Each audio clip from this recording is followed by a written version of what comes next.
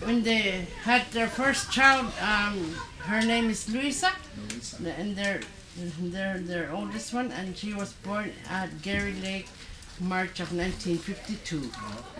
And their first child was deaf. Yeah. So how did they know she was deaf? Monica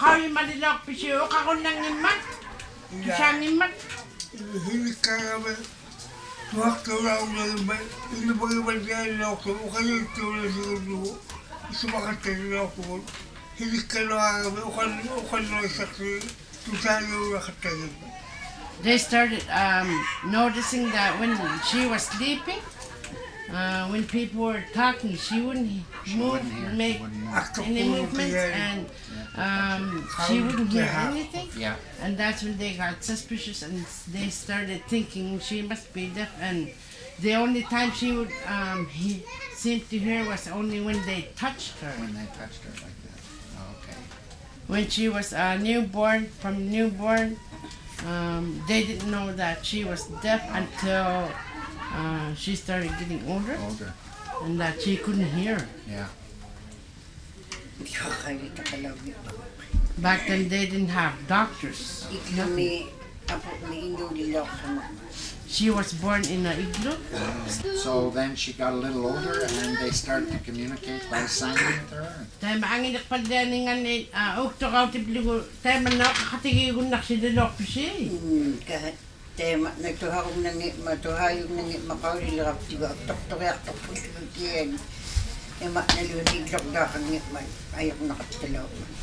The only way they would communicate with her was by touching her after they found out that she couldn't hear and that she was deaf. They couldn't even stomp their feet because there was nothing to vibrate on the floor or anywhere. Yeah. So the only way they would contact her was by touching her. Yeah. And that's when they found out she was deaf. Tuhangit maaksukot mga malon na kau malawit tungulok tuhangin nga tukilap tigo kisene. When she was 2 years old, when they were, when they moved to Baker Lake, they finally went to a nursing station, I guess, and after they found out that she was deaf, the health people started showing them video of how they should be dealing with deaf people, because they didn't have any idea how to deal with a little girl who was deaf. Right. When my sister was 2 years old, there was only her older sister and their 2 kids that were left alone because my father and others had to try and they had to walk to try and catch caribou, because back then there was some famine going on. Yeah. And there was just 2 little kids. When they were left alone, they had to try and catch something to eat, because back then they didn't have nothing to eat. Okay. There was quite a few ptarmigans around, but they had to throw rocks at them in order to catch them, and they finally caught one. Yeah. And they started walking back to their place, and when they went home, Luisa was gone, and my mom went out looking, and she was looking around. She couldn't find her, although she knew she couldn't hear. She would call her name out, Luisa, Luisa. And when she looked further up, going up, she saw this tiny little thing walking up, and she said she had to try and go because she was already pretty far. Yeah. And she was quite worried about her because she can't hear, and what if something was to be going close to her and she won't hear. She tried really going fast to try and catch her, but she was walking pretty fast, and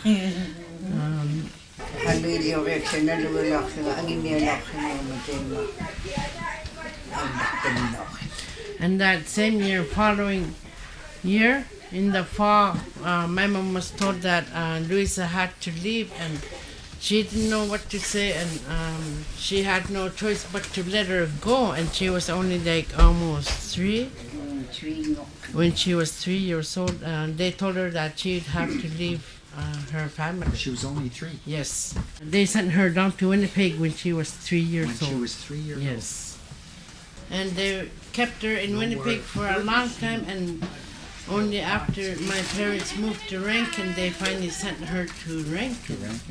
Winnipeg niya, may nakajaw na ng mga kalaksyon Winnipeg niya labing lakpo kaping bato niya.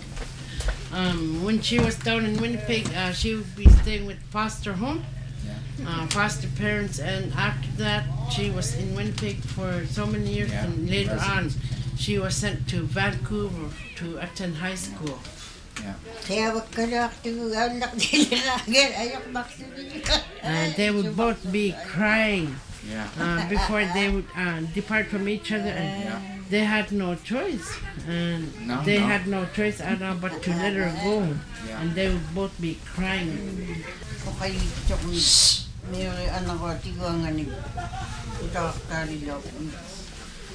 After having Luisa, she had another girl who was deaf, but she was adopted to her sister.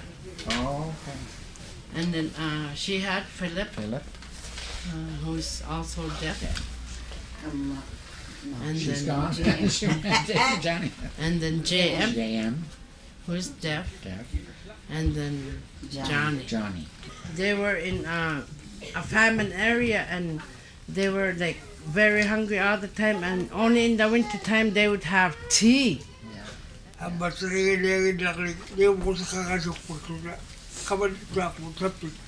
And they would be trading fox fur to Baker Lake, Okay. to the Hudson Bay.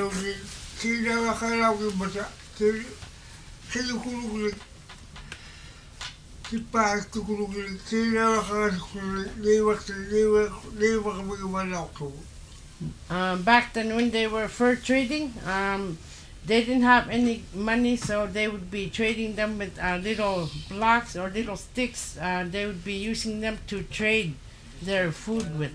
Okay. Linya ko mangitolo, may linya ko wala ko. Audit luminga. Linya ko siguro mangitolo, maanya ko itolo, linya lang ko madyan.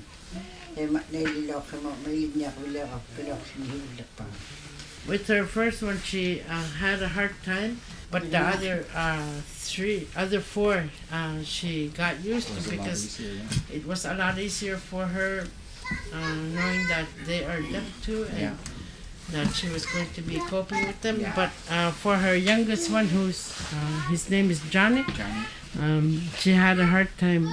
Well, she felt for him, because when she would try and tell him to go to school, he would not want to go to school and make excuses such as the school is smelly, and that he gets headaches from them. And, but she's very proud of him, because he finished high school. Graduated from school.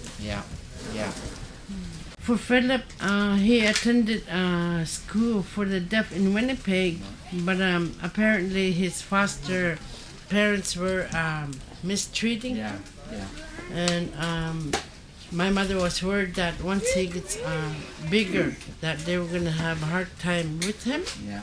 And the way he was telling my mom was that his foster parents were mistreating him, and as soon as he wanted to stop going to school, my mom just, said, okay, that's it. He's not going back to school.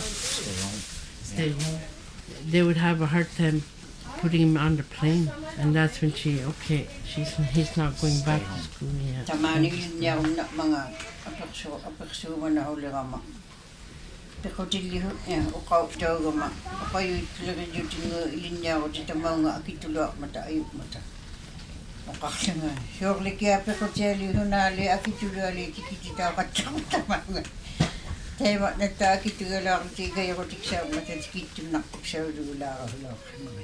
And when she went to education to find out if Philip can go to school here, in the schools here, they were telling her that it costs too much to bring up any kind of equipment to use for teaching deaf students, and she asked them, why is it so expensive when other stuff that you try and get are the same amount? And that's when they started accepting the fact that they're going to have students who are deaf in the school. Right, in the school. Yeah. Actually, they may sapok. Kung siya minalulok sungalo, kisya na ko yala katalak tunga na lo. Tahi ko lang makayo ito ko sa kangit mga hitamatako kasi mga biglig na she doesn't have very much to say now, but all she wants to say is she's very thankful. At least she has not just one child who is deaf, because the other siblings who are the other four are deaf. They can really communicate with each other, and even though they're really communicating, you can't hear them, but they enjoy themselves. I appreciate, I accept the fact that they are like this. Right. But everybody is using sign language, everybody is accepting them, everybody is communicating. Tama mailagi yoyut okakataka ko ng mata amalo kanwi siya ni mata ilakang ng tema na ito may okayut ni tema na ito ba? Tema na ito ilinya kasi winingin doon ni tema na agawin ito tsaka na ayun. Yes, they all get along with the whole family, including the classmates that they have. Like they all know their sign language. Yes. Yeah, they communicate with each other. They do communicate with each other. Isya ni hiningninga ko kauri yung nakamali uwa nga tema na bisa ka kong naktupsaw man. Nanuta ka lang inuto kami tuhangi mga kauri haktaw ngito kami to kauri nangit. So kaya nuli kauri haktaw ko tigibalik mata kauri daw ko tigibalik tuksaw lugalit. Kisya ni tema na o ka kong naktumig sibudlak pamil nuta ka kako ni tapos tunit o ka kong naktututya pero kagaya kakta o ka kong nangito. The best advice that my parents, Monica and Thomas Ugjuk, would give is, when you have your first child, you're not going to know the difference whether the child is deaf or hearing. The only way you'll find out is by noticing how they're sleeping without ever, hearing all the noise.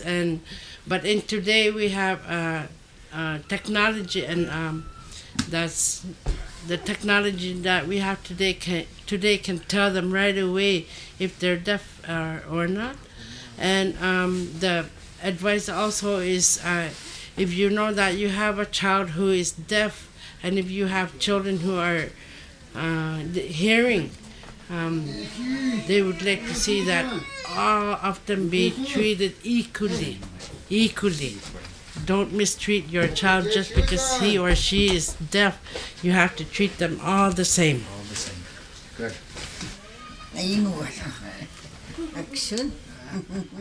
Takkan pandai waktu kalau banyak iya cakap takutnya ayong waktu dulu kayu cakap takutnya baka kayu nak sahau kata anak takkan pandai cakap ini iya tidak pandai pandai itu anak kau.